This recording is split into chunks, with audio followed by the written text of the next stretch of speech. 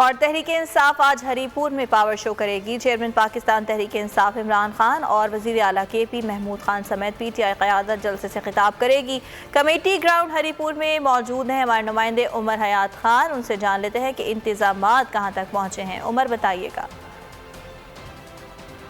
जी बिल्कुल, इस वक्त मैं हरीपुर में मौजूद हूँ जहाँ चेयरमैन पाकिस्तान तहरीक इंसाफ इमरान खान ने आज जो है वो जलसे से खिताब करना है और इस जलसे से जो है वो वज़ीर आला खैबर पख्तूनख्वा महमूद खान और इसके साथ साथ जो साबिक वफाकी वज़रा हैं उमर अयूब खान, परवेज़ खटक और दीगर जो वज़रा हैं वो खिताब करेंगे।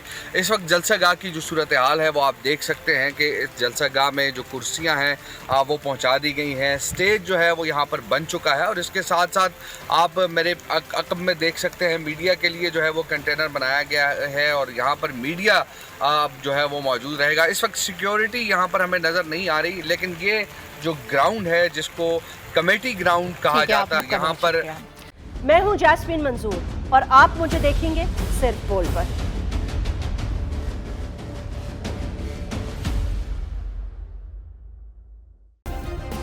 सब्सक्राइब करें और बेल दबाएं ताकि कोई खबर रह न जाए।